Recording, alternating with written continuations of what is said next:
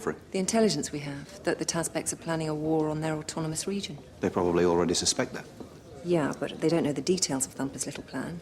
Obviously, we'll have to gild the lily, but it's an opening gambit at least. The Russians will never just settle for that. Obviously not, but we can at least get the ball rolling with a suggestion that we can give them something. All right. I'll go and talk to Sarah Caulfield, see what they say at least. Here we are. Hey, Lucas. My boss. Samuel Walker, given the hard task of trying to keep an eye on this one. I don't envy you. Hey, enough of the compliments. So we've spoken to the Russians on your behalf. Thank you. And? It was an audacious gamble taking out Yurizov. Shame it backfired on you. But they, like us, are not unhappy with this removal, so you haven't lost any friends that way. And our offer? They like your offer and are keen to talk about what you know. You can have gases from tomorrow at a similar price the Tazbeks were offering you. Small markup, because you did hurt their feelings not going straight to them. Oh, they're very sensitive that way, aren't they? As always with the Russians, though, the devil's in the detail. They have one further requirement. And what would that be? They want the Tazbek Prime Minister. What? He leaves on a secret flight from Britain. They want details of that flight.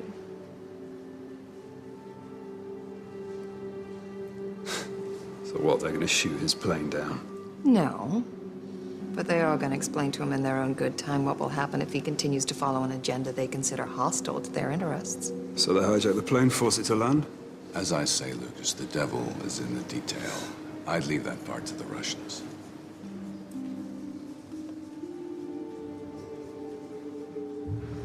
We've had our backs right up against the wall, and you and the Russians have been watching and playing us the whole time. Hey, you did the world a great favor. You did the right thing. Everybody's happy. Now you have gas, we don't have Yurizov. And we're all working together. It's like Yalta all over again.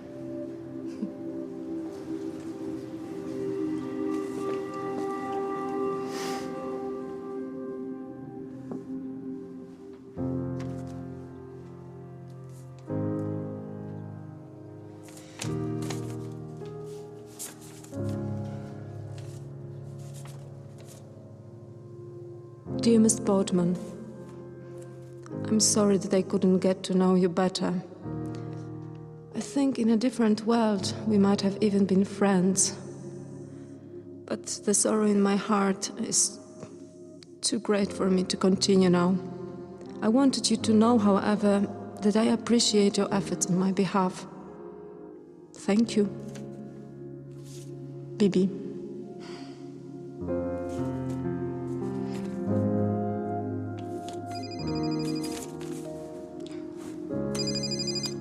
Harry. You went and spoke to Ruth, didn't you? Yes. What did you hope to achieve by that? I thought you were wrong for turning a blind eye to Bibi. There are some lines we should not cross, in my opinion. You were right. I didn't think it through properly. She should come back to us. If you talk to her... She's extremely fond of you, Joe. She thinks the service needs more people like you. I can try and sort the logistical side of things out with the Home Secretary, but if you continue to meet her... I'm happy to try. Good. Don't go behind my back again, though. I'll have you deported to Tazbekistan. Understood. The energy crisis may have eased slightly, with reports that an unexpected deal has been agreed with the Russians to provide emergency short-term supplies. Ministers have dismissed opposition claims of chaos at the heart of government, with the Prime Minister saying he'll get on with running the country and ensuring economic recovery. Is it done? The Russians forced the plane to land about an hour ago. They can be very persuasive in these situations. Plague on both their houses. We have to look after ourselves now. People have every right to be angry. We've let too much slide through our fingers. Things will look better in a year's time. And a lot of people who would have died will now not die. It's breathtakingly simple sometimes. Doesn't always feel that way.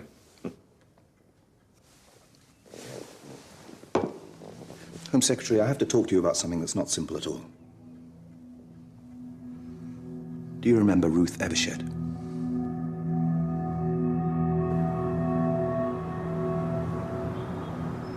I've never seen London look so pretty. Well, the gas is flowing again. We're laying in some proper reserves this time. Lights don't stay on all by themselves. You gotta work hard at keeping a society going.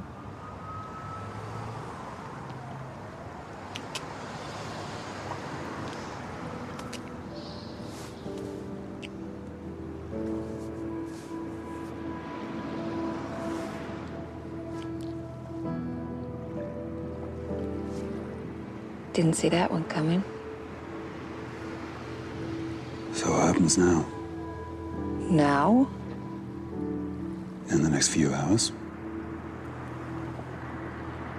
I was presumptuous enough to book a hotel room when you called and asked to meet me. That was presumptuous. I understand codes. It's my job, really. Which hotel? Claridge's. Good choice, my favorite. We'll take separate cabs. Probably nobody's watching, but it'll add to the occasion. Okay. What's the room number? I forget. Just ask for Violet Franklin.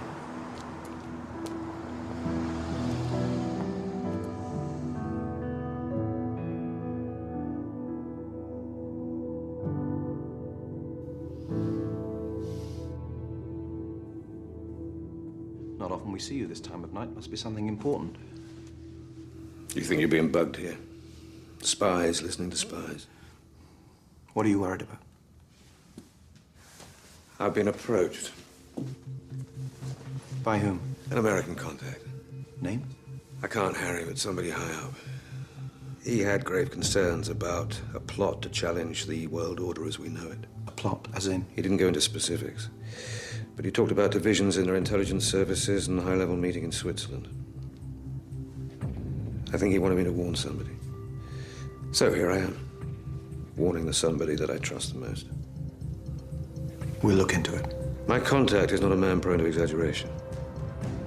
Whatever that meeting was about, whoever was involved, he made it sound very big.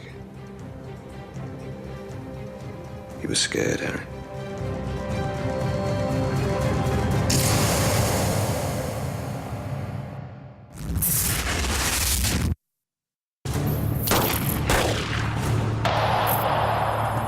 Rosa, what's going on? Here we have a security breach. At least 5 of them, heavily armed. Everybody down on your knees! On your knees, I said everybody! Someone's grabbed the Bendorf group. Yes. They've also got rods. Down on the floor against that wall. Use this camera as your confession booth.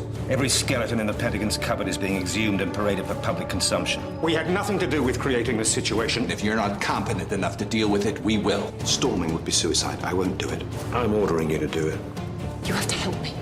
CO-19 have arrived. They're preparing to move in. But what about Rose? She's still down there, Ruth.